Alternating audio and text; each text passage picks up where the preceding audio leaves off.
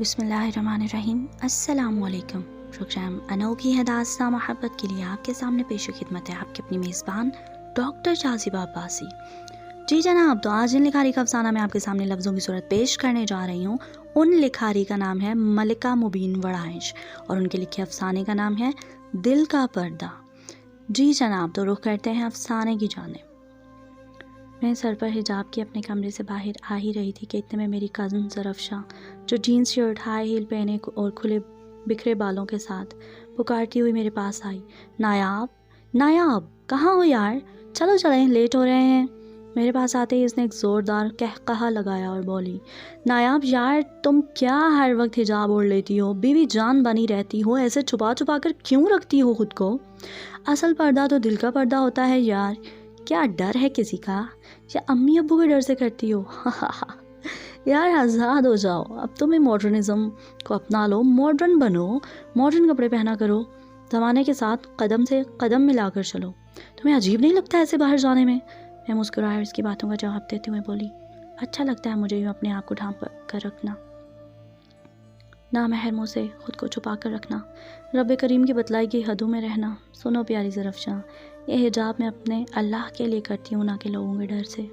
تمہیں پتہ ہے میں اپنے آپ کو مضبوط اور محفوظ سمجھتی ہوں جب میں حجاب میں ہوتی ہوں، اور یہ حجاب مجھے اپنے لیے ایک دیوار کی مانند لگتا ہے جو لوگوں کی شہوت بری نگاہوں اور ان کی فحشہ گفتگو اور میرے درمیان کسی مضبوط ڈھال کی طرح حائل رہتا ہے، نامحرموں سے میری حفاظت کرتا ہے۔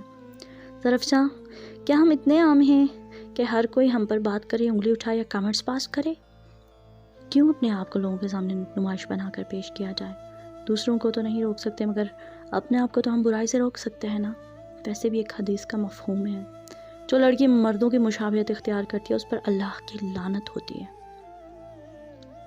تم نے ماڈرنزم کی بات کی نافشاں، تو میری اس بارے میں ذاتی رائے یہ ہے کہ حقیقت میں ماڈرن ہوں۔ دراصل تم لوگوں نے پرانے زمانے کی تہذیب کو تھاما ہوا ہے، پتہ ہے کیسے؟ میں بتاتی ہوں۔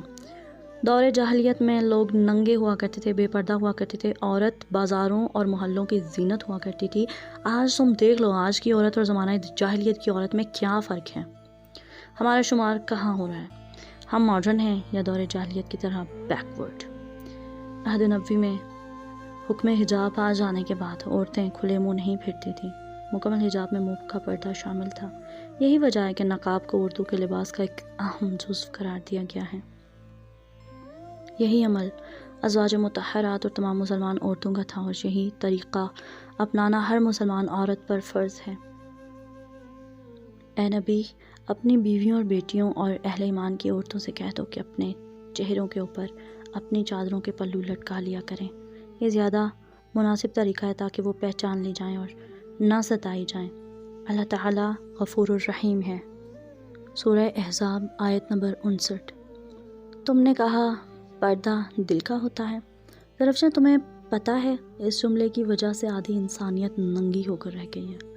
میں چند واہ وائی اور لوگوں کی ان فضول باتوں کی وجہ سے اپنے رب کو کیوں ناراض کروں؟ کل کو کیا منہ دکھاؤں گی اپنے اللہ کو؟ میں پردہ اس لیے کرتی ہوں کیونکہ میں اپنے اللہ کو ایسے اچھی لگتی ہوں۔ مجھے اپنے اللہ کو راضی کرنا ہے، لوگوں کو نہیں، اور میرے اللہ کا حکم دنیا کی ہر چیز سے بڑھ کر ہے۔ ساری عورتیں خوبصورت، مگر حسین ترین وہ عورت ہے جسے صرف اس کا محرم ہی دیکھے۔ عورت کی کل کائنات تو اس کی پاکیزگی اور حیا ہی ہے، اور اسلام کی شہزادیاں تو پردے میں ہی اچھی لگتی ہیں نا۔ حیا ہی عورت کی اصل زینت ہے۔ ایمان والی عورت کا اصل زیور سونا چاندی نہیں بلکہ پردہ اور حیا ہے۔ وہ عورت کی عزت اور آبرو کا ضامن ہے جو بیٹی حیا کی چادر اوڑھ لے۔ اس کی تعظیم تو فرشتے بھی کیا کرتے ہیں۔ یورپ کی مسلمان عورتیں باپردہ رہنے کے لیے لڑ رہی ہیں، مگر افسوس مسلم ممالک کی عورتیں حیا کی چادر پھینکنے میں ایک لمحہ نہیں لگاتی ہیں۔ پردہ تو مسلمان عورت کے لیے اللہ کا تحفہ ہے۔ مجھے یقین ہے پردہ دار عورتیں آخرت میں حوروں سے بھی زیادہ افضل ہوں گی۔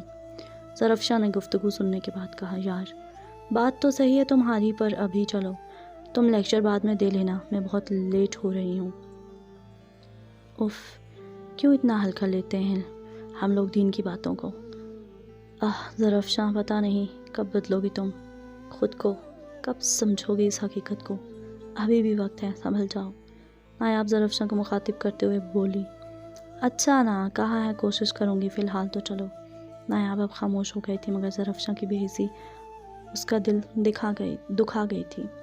تمام دن ایک ہی سوچ کے دل و دماغ میں گردش کرتی رہی کہ جب دل پر پردہ پڑ چکا ہو اور اکثر سامنے والا منظر دھندلا ہی دکھائی دیتا ہے۔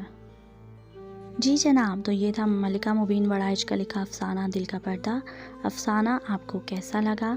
کمنٹس باکس میں اپنی رائے کا اظہار ضرور کیجیے گا۔ اپنا بہت خیال رکھیے گا، دعاؤں میں یاد رکھیے گا۔ اللہ حافظ۔